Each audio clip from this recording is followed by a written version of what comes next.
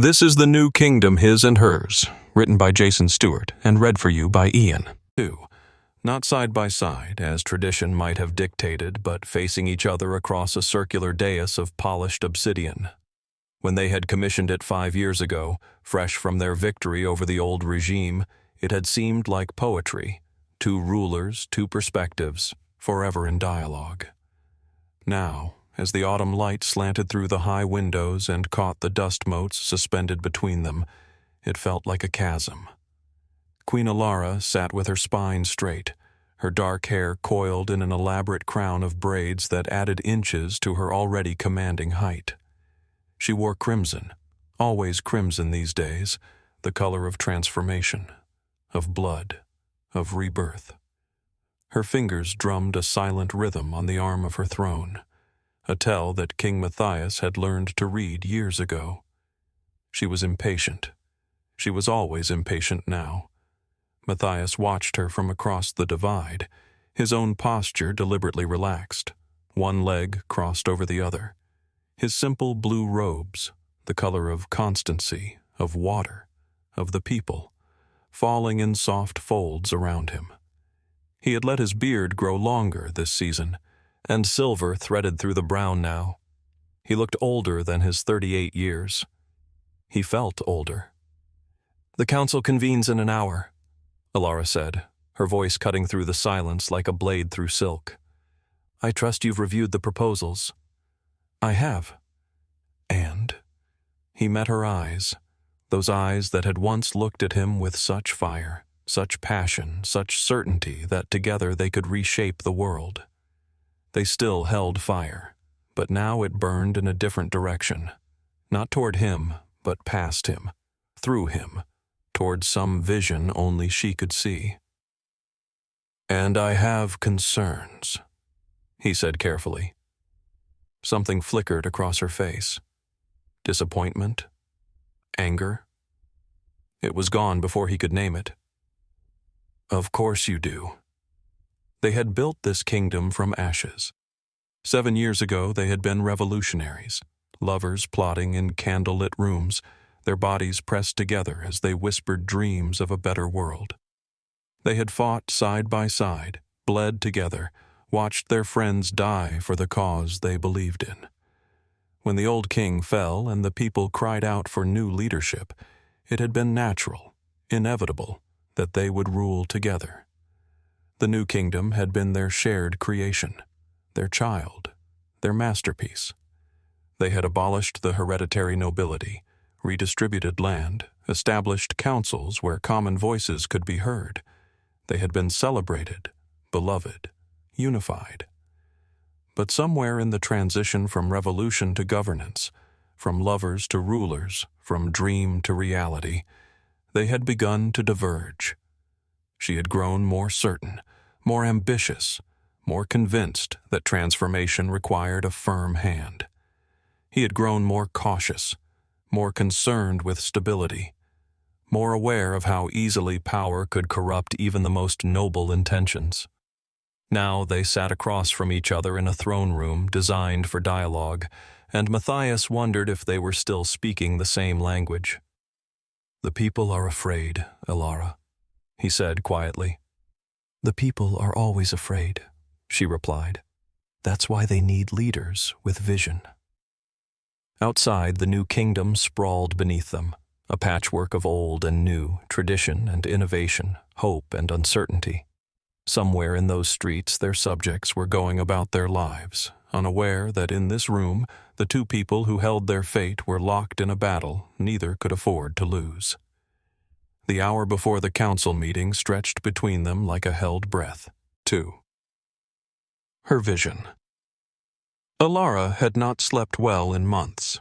She would lie beside Matthias in their chambers, feeling the warmth of his body, hearing the steady rhythm of his breathing, and her mind would race with possibilities, with plans, with the sheer magnitude of what needed to be done. He could sleep. Gods, how he could sleep, while she stared at the ceiling and saw the future taking shape in the shadows. Now, standing before the assembled council in the throne room, she felt the familiar surge of clarity that came when she spoke her truth. This was what she had been born for, not to maintain, but to transform, not to preserve, but to create. "Members of the council," she began, her voice carrying to every corner of the vast chamber, "we stand at a crossroads. 7 years ago, we overthrew a system that had oppressed our people for generations. We promised them something better. We promised them change." She moved as she spoke, descending from her throne to walk among the council members, merchants and farmers, scholars and soldiers, the representatives of a kingdom still learning what democracy meant. She had chosen this council herself, had spent months identifying people with vision, with courage, with the capacity to imagine a world that did not yet exist. "But change is not a single act," she continued. "It is not one revolution, one victory, one moment of triumph. Change is a process. It requires constant vigilance, constant evolution, constant willingness to push beyond what is comfortable into what is necessary." She could feel Matthias watching her from his throne. She did not look at him. If she looked at him, she would see the doubt in his eyes, and she could not afford doubt. Not now, not when everything hung in the balance. "I have prepared a series of reforms," she said, and nodded to her chief advisor, who began distributing bound documents to each council member. "These reforms address the fundamental structures of power that still remain from the old regime. We have changed the surface, yes. We have new titles, new councils, new laws. But the deep architecture of oppression remains intact." She paused, letting them absorb the weight of the documents in their hands. She had spent 6 months preparing this proposal, working late into the night, consulting with the most progressive thinkers in the kingdom, modeling different scenarios, anticipating objections. It was comprehensive. It was radical. It was necessary. "First," she said, ticking off points on her fingers, "we will restructure land ownership entirely. The redistribution we implemented 7 years ago was a start, but it did not go far enough. I propose a system of collective stewardship, where land is held in trust for future generations, rather than owned by individuals." She heard the murmurs, saw the exchanged glances. Good. Let them react. Let them feel the magnitude of what she was proposing. "Second, we will dissolve the remaining merchant guilds and replace them with worker cooperatives. The guilds claim to represent their trades, but in reality, they protect the interests of the wealthy at the expense of laborers." More murmurs, louder now. She pressed on. "Third, we will establish mandatory education for all children, regardless of class or gender, funded by a progressive taxation system that will finally make the wealthy pay their fair share. Fourth, we will create a new judicial system based on restorative rather than punitive justice, dismantling the prisons that are merely monuments to the old regime's cruelty. Fifth, Your Majesty." It was Matthias's voice, quiet but firm, cutting through her momentum like a stone dropped into still water. "Perhaps we should allow the council time to review these proposals before we continue." She turned to face him, and for a moment the rest of the room fell away. It was just the two of them, as it had been in the beginning, but now they stood on opposite sides of a divide that seemed to widen with every passing day. "They can review them," she said, her voice cool. "But I wanted them to understand the scope of what we're proposing. These reforms are interconnected. They form a complete system. You cannot implement one without the others." "We're proposing?" Matthias asked, and there it was. The challenge, subtle but unmistakable. "I'm proposing," she corrected, meeting his gaze. "As is my right as queen of this realm." Something passed between them then, something the council could not see but could certainly feel. A tension that made the air in the throne room seem suddenly thinner, harder to breathe. Elara turned back to the council, her jaw set. I know these reforms are ambitious. I know they will be difficult. I know they will face resistance from those who benefit from the current system. But I also know that if we do not act now, if we do not push forward with courage and conviction, we will have failed the very people who trusted us to create something better. She could feel the power of her own conviction radiating from her like heat. This was right. She knew it in her bones, in her blood, in every fiber of her being. The new kingdom could be extraordinary, could be a beacon for the entire world, if only they had the courage to reach for it. "I am not asking for your approval today," she said. "I am asking you to study these proposals, to consider them seriously, to imagine what our kingdom could become if we have the courage to transform it completely." She returned to her throne, her crimson robes swirling around her, and sat with the posture of someone who had just laid down a gauntlet. Across the obsidian divide, Matthias sat, very still, his face unreadable. The council members clutched their documents and said nothing. 3. His resistance. Matthias waited until the council had been dismissed before he spoke. He watched them file out, saw the confusion and concern on their faces, noted who avoided his eyes and who sought them out. He had learned to read these currents, these subtle shifts in loyalty and allegiance. It was a skill he had never wanted to develop. When the last council member had departed and the great doors had closed with a resonant boom, he finally allowed himself to look at Alara. She remained on her throne, her posture still regal, still defiant, but he could see the tension in her shoulders, the way her fingers gripped the armrests just a little too tightly. 6 months, he said quietly. "You've been working on this for 6 months and you didn't tell me. I'm telling you now. You're presenting it to the council as a fait accompli. That's not telling me, Alara. That's informing me." She stood, descending from her throne with that fluid grace that had always captivated him. Even now, even angry, even hurt, he could not help but notice the way she moved, the way the light caught her face. 7 years of marriage, 10 years of knowing her, and she could still make his breath catch. "Would you have supported it if I had told you earlier?" she asked, and there was a challenge in her voice.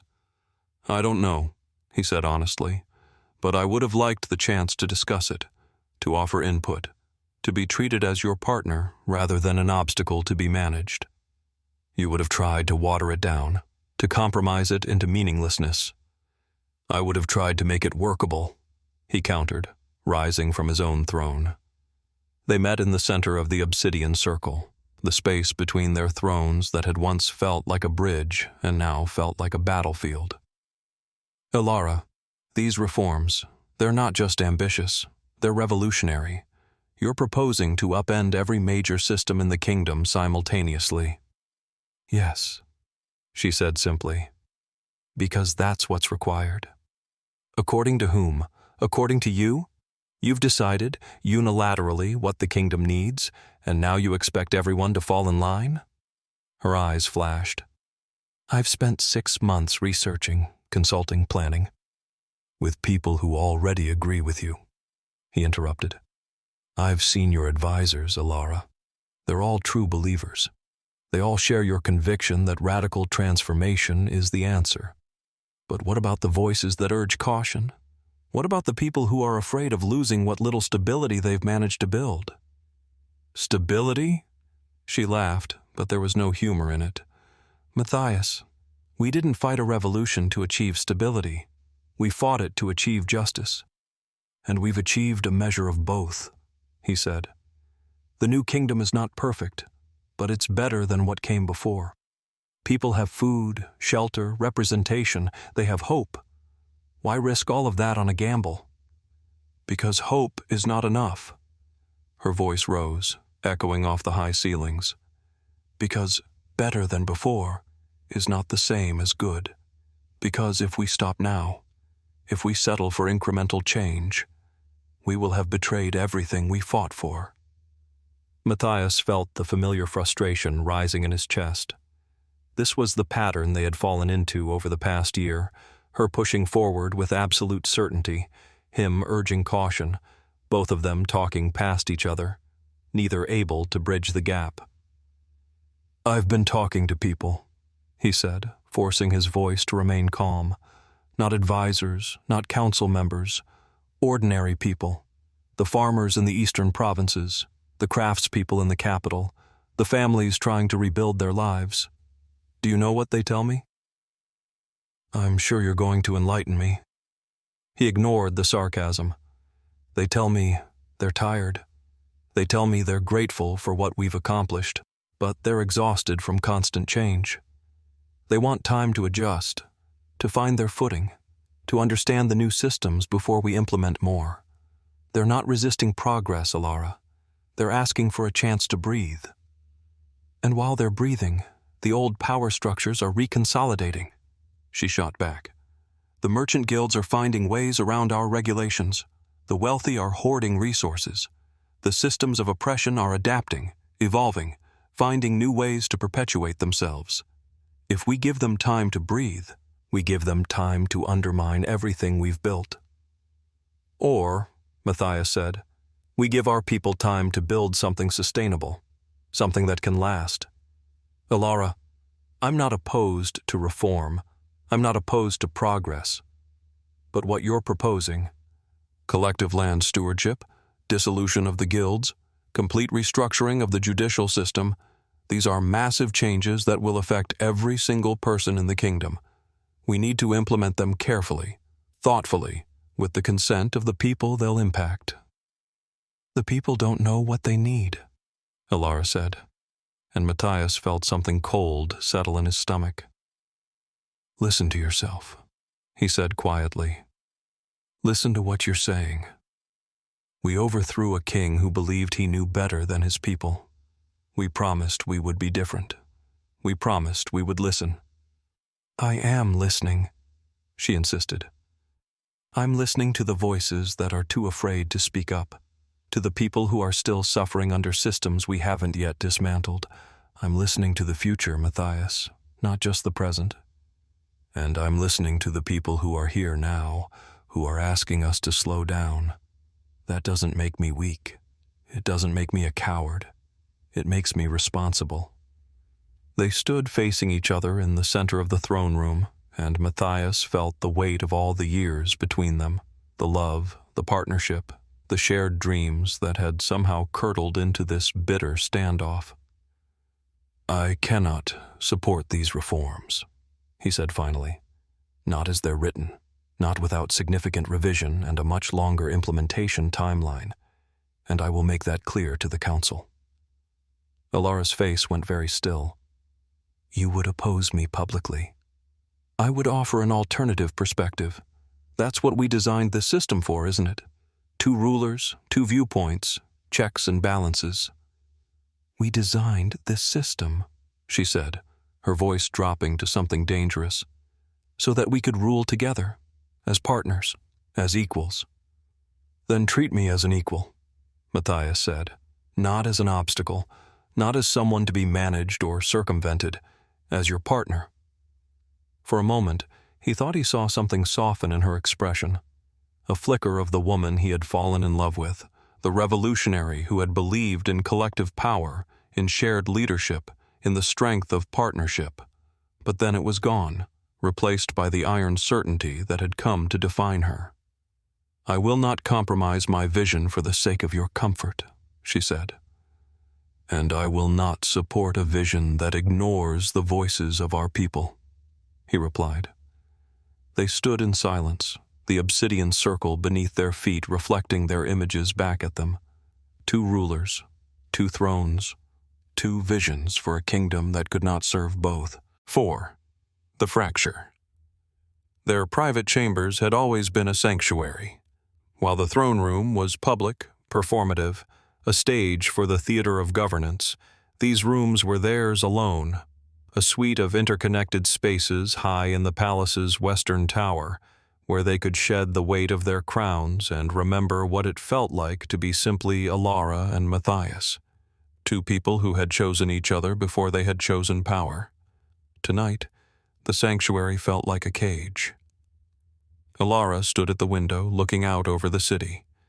The lights of the capital spread below her like a constellation, each point of illumination representing lives, families, people whose fates rested in her hands. She had not changed out of her crimson robes. She wore them like armor now, even here, even in the privacy of their chambers. Behind her, she heard Matthias enter. She did not turn. "You embarrassed me today," she said to the window, to the city, to the darkness beyond. "I disagreed with you," he corrected, his voice weary. "That's not the same thing. In front of the council, in front of everyone, you undermined my authority." "I exercised my own authority," Matthias said. She heard him moving through the room, heard the rustle of fabric as he removed his formal robes, the clink of metal as he set aside the simple circlet he wore as a crown. "Ilara, we are co-rulers. That means we both have the right to present our perspectives." "We are co-rulers," she agreed, finally turning to face him. He stood in his shirt sleeves, looking suddenly vulnerable, suddenly human in a way that made her chest ache. "Which means we should present a united front. We should work together, not against each other." "I tried to work with you," he said, and there was something raw in his voice. "For months I've tried. I've asked you to slow down, to consult with me, to consider alternative approaches. You've ignored every concern I've raised." "Because your concerns are rooted in fear," she said. "Fear of change, fear of risk, fear of what might happen if we actually commit to the transformation we promised." "My concerns are rooted in reality," he shot back, and she heard the anger now, the frustration he usually kept so carefully controlled. "In the actual, lived experiences of our people. You talk about transformation as if it's an abstract concept, as if it doesn't have real consequences for real people." "Of course it has consequences," Ilara said, moving away from the window, pacing the length of their sitting room. "All meaningful change has consequences. But the alternative, maintaining systems that perpetuate inequality, that allow the powerful to exploit the vulnerable, that has consequences too. Worse consequences." "I'm not arguing for maintaining unjust systems," Matthias said, following her with his eyes. "I'm arguing for implementing change in a way that doesn't destabilize everything we've built. There's a difference between reform and revolution, Ilara." "We already had a revolution," she said. "Or have you forgotten? We fought for this. We bled for this. People died so that we could have the chance to build something better. And now you want to squander that chance because you're afraid of making people uncomfortable?" "I want to honor their sacrifice by building something that lasts," he said. "Something sustainable. Something that doesn't collapse under the weight of its own ambition." She stopped pacing, turned to face him fully. "You don't believe in me." The words hung in the air between them, and she saw him flinch. "That's not fair," he said quietly. "Isn't it? You don't believe in my vision. You don't trust my judgment. You think I'm reckless, impulsive, drunk on power." "I think you're brilliant," Matthias said, and the sincerity in his voice made her breath catch. "I think you're visionary and courageous and capable of extraordinary things. But I also think you've become so focused on your vision that you've stopped seeing the people it's supposed to serve." "How dare you?" she whispered, but there was no heat in it, only hurt. "Ilara." He crossed the room to her, and for a moment, she thought he might reach for her, might bridge the distance that had grown between them. But he stopped just short, his hands hanging at his sides. "When did we stop being partners? When did we stop making decisions together?" "When you stopped supporting me?" she said. "When you started questioning every initiative, blocking every reform, treating me like I'm some kind of tyrant instead of your wife." "I question your initiatives because I'm supposed to," he said. "That's the whole point of shared rule. We're supposed to challenge each other, to refine each other's ideas, to make each other better. But you don't want a partner anymore, Ilara. You want a rubber stamp." I want someone who believes in what we're trying to accomplish, she said. I want someone who will fight beside me instead of against me. I am fighting beside you, he insisted, just not for the same things, and that's what you can't accept. You've decided that your way is the only way, and anyone who disagrees with you is an enemy. You're not my enemy, she said. But even as she spoke the words, she wondered if they were true. When had the lines become so blurred? When had love and power become so entangled that she could no longer separate them? Then why does it feel like we're at war? Matthias asked, and the pain in his voice was unmistakable. Alara felt something crack inside her chest. She wanted to go to him, to close the distance between them, to remember what it felt like when they were on the same side. But she couldn't, because going to him would mean compromising, and compromising would mean betraying everything she believed in. Maybe, she said slowly, we want different things now. She saw the impact of her words on his face, saw him absorb the blow. Do we? He asked. Or do we just disagree about how to achieve the same things? I don't know anymore, she admitted, and the honesty of it surprised her. I don't know if we're still working toward the same vision, or if we've diverged so far that we're building different kingdoms in our minds. Matthias was quiet for a long moment. When he spoke, his voice was barely above a whisper. I still love you. The words should have been a comfort. Instead, they felt like an accusation. I love you too, she said, and meant it. But I don't know if that's enough anymore. It used to be, he said. It used to be everything. We used to be revolutionaries, she countered. We used to believe that anything was possible. When did you become so afraid? When I realized that we had something to lose, he said. When I understood that the choices we make don't just affect us. They affect millions of people who are counting on us to get this right. And you think I don't understand that? Her voice rose again. You think I'm not aware of the weight of responsibility? I feel it every moment of every day. It's why I can't afford to be cautious, Matthias. It's why I have to push forward, even when it's hard, even when people resist. Because if we don't, then all of this, the revolution, the sacrifice, the hope, it will all have been for nothing. Or, he said, it will have been for something real and imperfect and human, something that actually serves the people instead of some abstract ideal. They stared at each other across the sitting room, and Alara felt the full weight of the distance between them. It was more than physical space. It was philosophical, emotional, fundamental. They had built a kingdom together, but somewhere along the way, they had stopped building a life together. I'm going to move forward with the reforms, she said finally. With or without your support. I know, Matthias said, and I'm going to oppose them, not because I want to hurt you, but because I believe it's the right thing to do. Then we're at an impasse. Yes, he agreed. We are. Neither of them moved. Neither of them reached for the other. The sanctuary they had built together felt suddenly cold, suddenly empty, suddenly like a place where two strangers happened to sleep in the same bed. I'll take the guest chambers tonight, Matthias said quietly.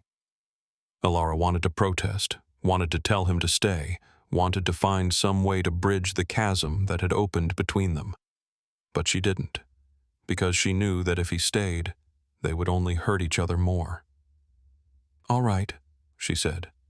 He gathered a few things, a change of clothes, a book, the small carved wooden box where he kept his father's ring. She watched him move through their chambers, this man she had loved for 10 years, this partner she had chosen above all others, and felt something inside her harden. At the door, he paused. This doesn't have to destroy us, Alara. Doesn't it? she asked. He had no answer for that. He left, and she was alone in their chambers, surrounded by the trappings of power and the echoes of love, wondering when she had stopped being able to tell the difference between the two. 5. The power play. The fracture became a fissure, and the fissure became a fault line that ran through the heart of the new kingdom. Within a week of the council meeting, it was clear that the kingdom's leadership had split into two camps. There were those who supported Queen Alara's vision of radical transformation, and those who aligned with King Matthias's call for cautious, incremental reform. The council members, the advisors, the nobles who had survived the revolution by adapting to the new order, all of them were forced to choose. Alara worked from dawn until long past midnight, meeting with supporters, refining her proposals, building coalitions. She had always been good at this: the strategic thinking, the long-term planning, the ability to see 3 moves ahead. Now she deployed those skills with ruthless efficiency. Her chief advisor, a sharp-minded woman named Vera, who had been a labor organizer before the revolution, helped her map the political landscape. They sat in Alara's private study, a room lined with books and maps and documents, and plotted their strategy. "The Merchant Council is split," Vera reported, moving colored pins across a large map of the kingdom. "The younger members support the cooperative model. The older ones are resistant, but they're also pragmatic. If we can demonstrate that the cooperatives will be more profitable, we can win them over." "And the agricultural provinces?" Alara asked, studying the map. "More complicated. The eastern provinces are with you. They've always been more progressive, but the south is conservative, traditional. They're listening to the king." Alara felt a pang at the title. The king. As if Matthias were some distant figure rather than the man she had shared a bed with for 7 years. The man who now slept in chambers 3 floors below, as far from her as the palace architecture would allow. "We need to visit the southern provinces," Alara decided. "I need to speak to them directly, help them understand what we're trying to accomplish." "The king is planning a tour of the same region next month," Vera said carefully. "Then I'll go first," Alara said. "I'll show them that transformation doesn't have to be frightening, that it can be empowering." She threw herself into the work, and the work became everything. It was easier than thinking about the empty space in her bed, the silence in her chambers, the way her heart still ached every time she saw Matthias across the throne room. They were civil to each other in public, professional, but the warmth that had once existed between them had frozen into something brittle and cold. Meanwhile, Matthias was conducting his own campaign. He traveled to villages and towns, sat in common rooms and market squares, listened to people's concerns. He had always been better at this than Alara. The personal connection, the empathy, the ability to make people feel heard. Where she inspired with vision, he comforted with presence. His closest advisor, an older man named Thomas, who had been a teacher before the revolution, accompanied him on these journeys. They would return to the capital with notebooks full of stories, concerns, fears. "They're not opposed to change," Thomas told him one evening as they reviewed their notes. "But they're worried about the pace. They're worried about losing what little security they've managed to build." "That's what I keep trying to tell her," Matthias said, rubbing his tired eyes. He had not been sleeping well. The guest chambers were comfortable enough, but they were not home. Nothing felt like home anymore. "Perhaps," Thomas suggested gently, "you should try telling her again, in private, as her husband, not as her political opponent." "We don't speak in private anymore," Matthias admitted. "Every conversation becomes an argument. Every argument becomes a battle. It's easier to just avoid each other." "Easier," Thomas agreed, "but not better." Matthias knew he was right, but he didn't know how to bridge the gap. Every time he thought about approaching Alara, about trying to find some common ground, he remembered the look in her eyes when she had said that love might not be enough. He remembered the way she had let him leave their chambers without protest, without fight, as if his absence were a relief rather than a loss. The kingdom watched their ruler's estrangement with growing concern. In taverns and markets, in council chambers and noble houses, people whispered about the split. Some took sides enthusiastically, seeing in the conflict an opportunity to advance their own agendas. Others worried that the new kingdom, still so young and fragile, might not survive its founder's divorce. Because that's what it felt like, a divorce. Not of their marriage, perhaps, but of their partnership, their shared vision, their united purpose. The crisis came to a head 6 weeks after the initial council meeting. Alara had pushed through a preliminary vote on the land reform proposal, using her influence with the progressive faction of the council to secure a narrow majority. It was a procedural victory, not a final decision, but it was enough to set the implementation process in motion. Matthias learned about it from Thomas, who had heard it from a council member who had voted against the measure. "She did it without consulting you," Thomas said, his voice heavy with concern. "She's moving forward unilaterally." Matthias felt something cold and hard settle in his chest. This was more than a political disagreement. This was a fundamental breach of their agreement to rule together, to make major decisions jointly, to respect each other's authority. He found her in the throne room, standing before the great windows that overlooked the city. She did not turn when he entered, but he knew she had heard him. She always knew. "You pushed through the land reform vote," he said without preamble. "I did," she confirmed, still not turning. "Without discussing it with me, without giving me a chance to present alternative proposals." "You've had 6 weeks to present alternatives," she said. "You've chosen to spend that time campaigning against me instead." "I've been listening to our people," he said, his voice rising. "I've been trying to understand their concerns, to find a path forward that doesn't tear the kingdom apart." "And I've been trying to actually accomplish something," she shot back, finally turning to face him. "While you've been holding listening sessions and taking notes, I've been doing the work of governance." "Governance requires consent," Matthias said. "It requires bringing people along with you, not forcing change down their throats." "Consent?" Alara laughed bitterly. "The old regime didn't ask for consent. The systems of oppression we're trying to dismantle didn't ask for consent. Why should transformation require permission from those who benefit from the status quo?" "Because we're supposed to be different," Matthias said. "Because we promised we would be different. Because the moment we start believing that we know better than the people we serve, we become exactly what we overthrew." "Don't you dare," Alara said, her voice dropping to something dangerous. "Don't you dare compare me to the old king. I am fighting for justice. I am fighting for the people who have no voice, no power, no hope." "What are you fighting for, Matthias? Comfort? Stability? The approval of people who are too afraid to imagine something better?" "I'm fighting for our kingdom," he said. "For the real kingdom, not the ideal one that exists only in your mind.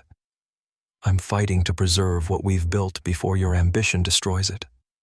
The words hung in the air between them, and Matthias saw Alara's face go pale. "My ambition," she repeated slowly. "That's what you think this is? Ambition?" "What else would you call it?" he asked. "You're so convinced of your own righteousness that you've stopped listening to anyone who disagrees with you. You've surrounded yourself with yes men and true believers. You've shut me out of decision-making. You're consolidating power, Alara, and you're doing it in the name of justice." "I'm doing what needs to be done," she said. But there was something in her voice now. Uncertainty, perhaps, or hurt. "I'm doing what we promised we would do." "We promised we would do it together," Matthias said. "But you don't want a partner anymore. You want a kingdom that bends to your will." "And you want a kingdom that never changes," she countered. "That stays safe and small and comfortable. You've lost your courage, Matthias. You've forgotten what we're fighting for. I've forgotten nothing, he said. But I've learned something you apparently haven't. That power corrupts. Even good intentions, even noble goals, even love. Especially love. He saw her flinch at that, saw the impact of his words. For a moment, he thought she might soften, might acknowledge the truth of what he was saying. But then her face hardened again, and he knew he had lost her. If you cannot support me, she said quietly, then you are against me. There is no middle ground anymore, Matthias. The kingdom cannot serve two visions. It's time to choose. I have chosen, he said. I choose the people over ideology. I choose sustainability over revolution. I choose partnership over domination. Then we are enemies, she said. No, he said, and his voice broke on the word. We are two people who loved each other once, who built something beautiful together, and who are now tearing it apart because neither of us knows how to compromise. He left her standing in the throne room, and as he walked away, he wondered if they had just declared war on each other. The kingdom, watching, wondered the same thing. 6. The Reckoning. The crisis came 3 weeks later, and it came from an unexpected direction. The southern provinces, caught between the Queen's push for radical reform and the King's call for caution, decided they had had enough of being pawns in a royal power struggle. Led by a charismatic council member named Helena, they issued a declaration. If the King and Queen could not find a way to govern together, the southern provinces would secede from the new kingdom and establish their own independent state. The news reached the capital like a thunderclap. Alara was in a strategy meeting with her advisors when Vera burst in, her face pale, carrying the declaration. They can't do this, Alara said, reading the document with growing disbelief. We fought a revolution to unite these provinces. They can't just leave.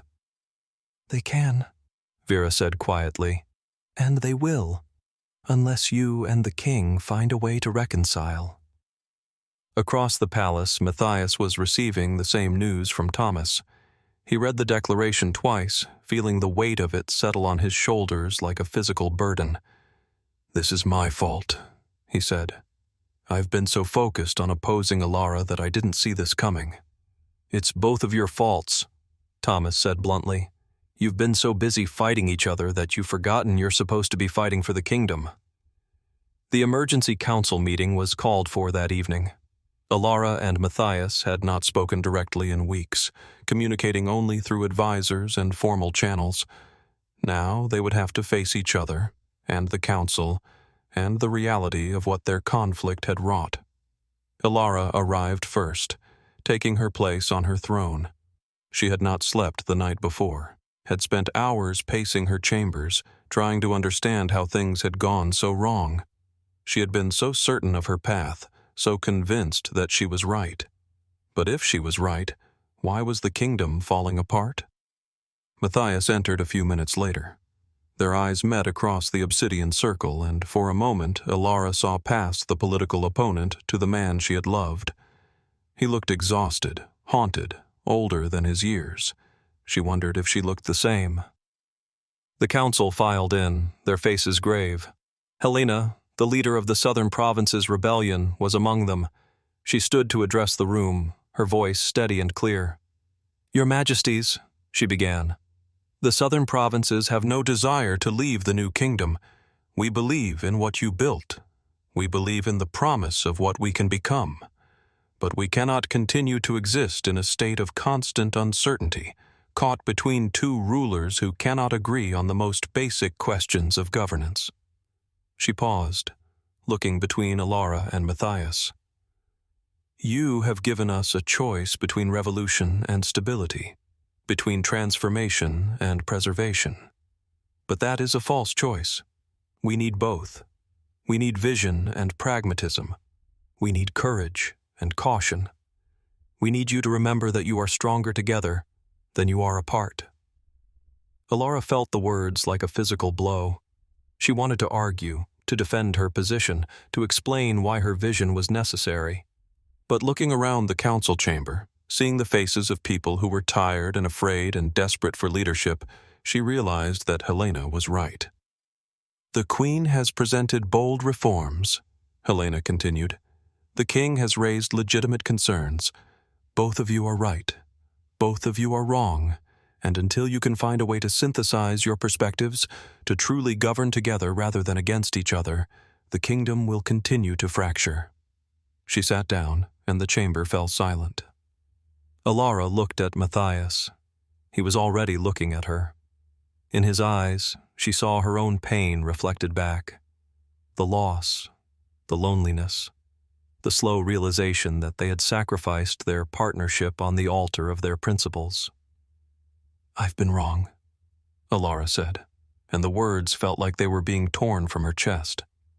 "Not about the need for reform, not about the vision, but about the way I've pursued it. I've been so focused on what I wanted to accomplish that I stopped listening. To you, to the council, to the people." She saw surprise flicker across Matthias's face, followed by something that might have been hope. "I've been wrong too," he said quietly. "I've been so afraid of change, so focused on preventing disaster, that I've forgotten how to dream. I've forgotten that sometimes caution is just another word for cowardice." They stood simultaneously and moved toward each other. The council watched in silence as the king and queen met in the center of the obsidian circle, in the space that had once been a bridge and had become a battlefield. "I miss you," Alara said, and her voice broke on the words. "I miss my partner. I miss my friend. I miss the person who used to believe in me." "I never stopped believing in you," Matthias said. "I just stopped believing in your methods. But maybe I should have tried harder to understand them, to work with you instead of against you." "I shut you out," Alara admitted. "I was so convinced that I was right that I couldn't hear your concerns. I couldn't see that you were trying to protect the kingdom, not undermine it. And I was so convinced that you were wrong that I couldn't see the validity in your vision," Matthias said. "I couldn't acknowledge that maybe the kingdom does need more than incremental change, that maybe your courage is exactly what we need, even if it frightens me."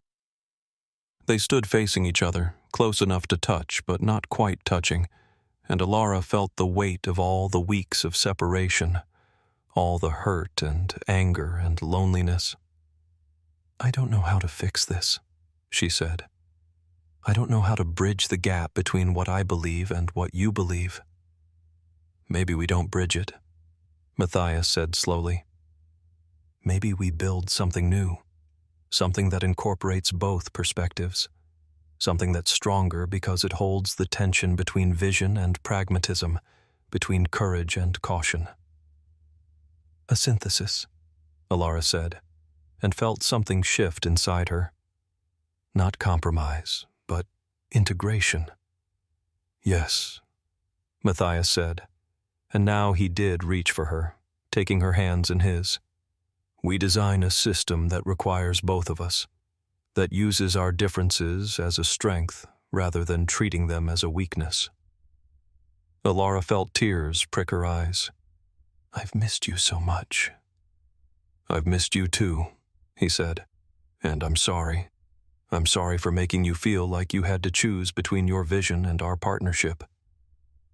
"I'm sorry for making you feel like your concerns didn't matter," she said, "for treating you like an obstacle instead of my partner." They stood there, hands clasped, and Alara felt something that had been frozen inside her begin to thaw. It wasn't a solution, not yet. They still had fundamental disagreements. They still had to figure out how to govern together. But it was a beginning. "The southern provinces," Matthias said, glancing at Helena. "We need to address their concerns." "Together," Alara said firmly. "We address them together." They turned to face the council, still holding hands, and Alara felt the symbolism of the gesture. Two rulers, united, not in perfect agreement, but in commitment to finding a way forward. "We hear you," Matthias said to the council.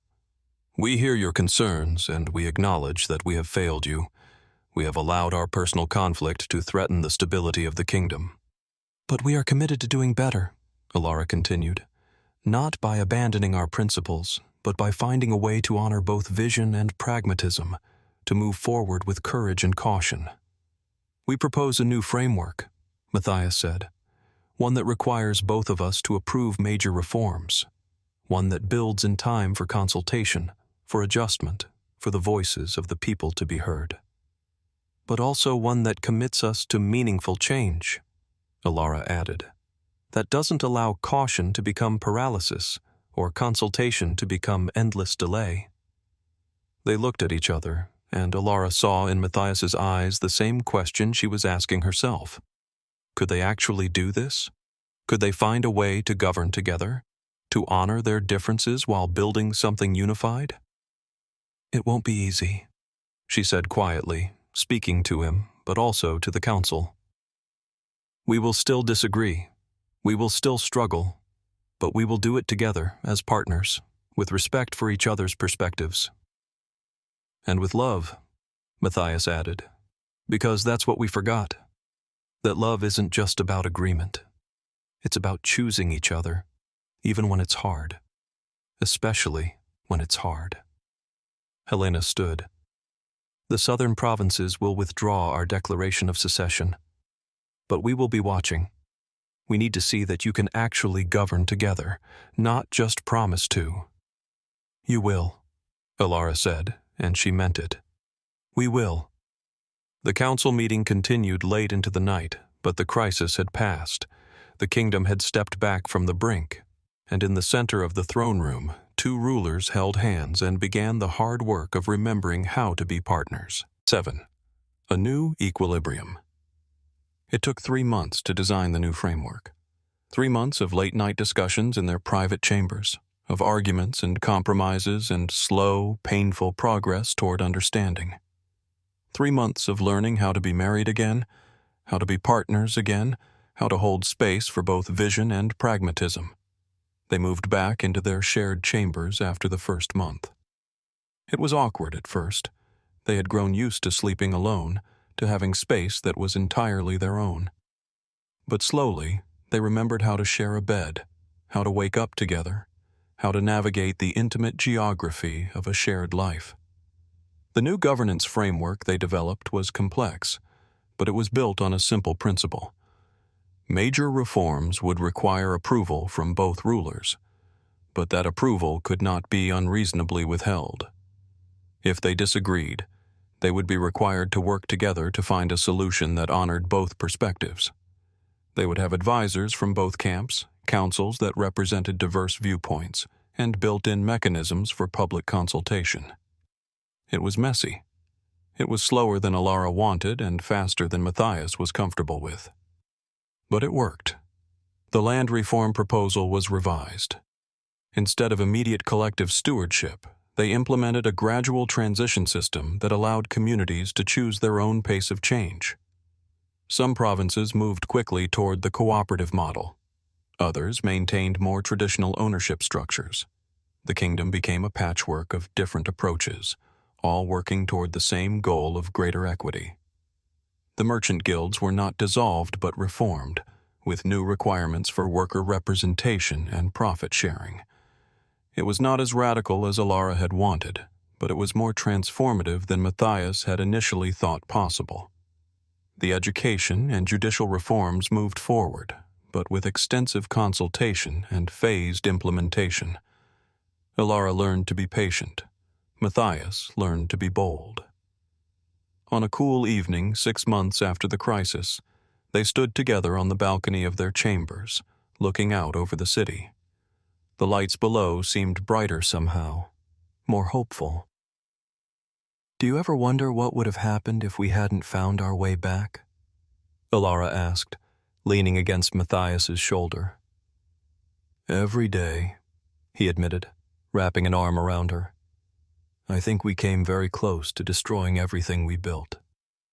"We did destroy some things," she said. "The illusion that we could rule without conflict, the fantasy that love would make governance easy.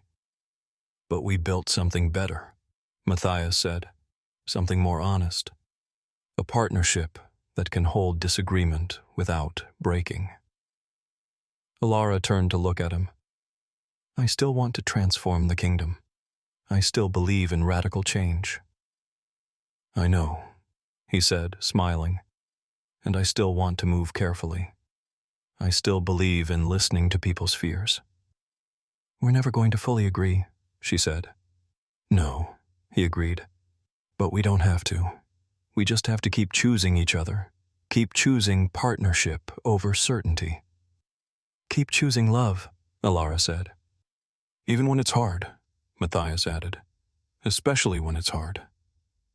They stood in silence for a moment, and Alara thought about the journey they had taken, from revolutionaries to rulers, from unified to fractured, from enemies back to partners. It had been painful, costly, nearly catastrophic, but it had also been necessary. "The new kingdom," she said thoughtfully, "it's not just the realm we rule, it's the relationship we're building, the partnership we're creating. It's new every day." "His and hers," Matthias said, echoing the words that had become a kind of motto for their reformed governance. "Not his or hers, both, always both." "I love you," Alara said, "even when you drive me crazy, even when we disagree, even when I'm certain I'm right and you're wrong." "I love you too," Matthias said, "even when you're stubborn and impossible and convinced that you can reshape the world through sheer force of will." "I can, though," she said, grinning. "I know," he said. "That's what terrifies me, and what makes me believe that maybe, just maybe, we can actually pull this off." They went back inside, back to the work that was never finished, back to the constant negotiation of power and love and vision and pragmatism. The new kingdom spread below them, imperfect and evolving, a work in progress that would never be complete. But it was theirs, his and hers, built together, sustained by the hard-won understanding that true partnership required not agreement, but commitment, not certainty, but courage, not the absence of conflict, but the willingness to work through it, again and again, for as long as they both drew breath. In the throne room, 2 chairs faced each other across an obsidian circle. They would sit in those chairs tomorrow, and the day after, and the day after that. They would disagree, they would argue, they would struggle to find common ground, but they would do it together. And that, they had learned, was enough. You have been listening to The New Kingdom, His and Hers, written by Jason Stewart and read for you by Ian, published by Jason Stewart.